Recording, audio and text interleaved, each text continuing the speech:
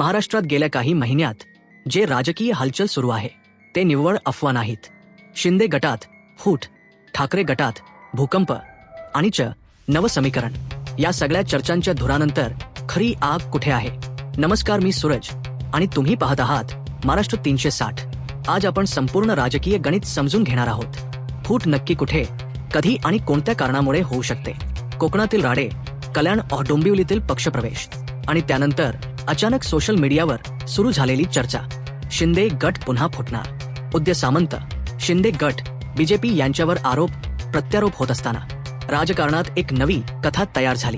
बीजेपीला आता शिंदे गटाची तितकी गरज नाही, ही कथा लोकांमध्ये पसरली आणि याच वेळेला ठाकरे गटातही फूट होण्याच्या चर्चा पुन्हा जोरात आल्या.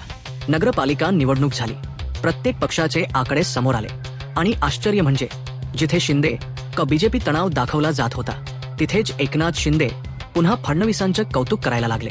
रवींद्र चव्हाण शांत झाले, श्रीकांत शिंदे आणि चव्हाण एकत्र कार्यक्रमात दिसले. राजकीय भाषेत याचा अर्थ एकच, तणाव शांत झाला आहे.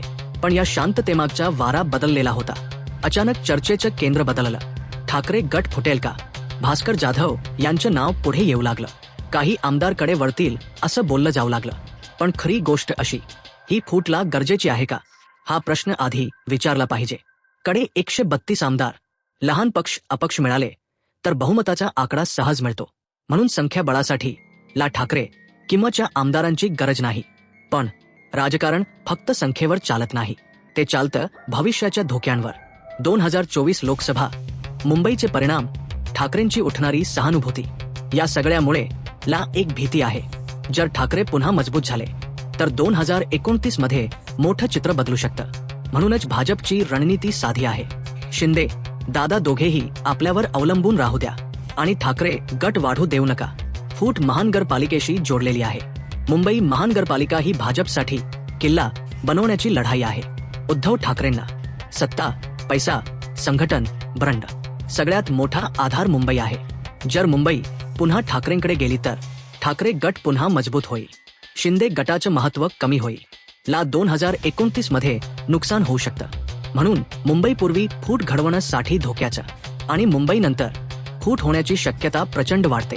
शक्यता एक, ठाकरेंच्या बीएमसी मध्ये पराभव, आमदारकडे मोठ्या संख्येने वळतील, बीजेपी थेट प्रवेश देईल. फूट 100 शक्य.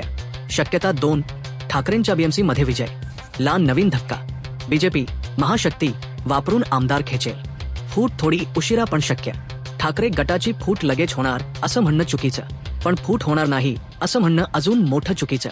मुंबई बीएमसी निवडणुका हा टर्निंग पॉइंट असेल, त्या आधारे पुढचा राजकीय भूकंप ठरेल. तर तुम्हाला काय वाटतं? ठाकरे गटात फूट होईल का?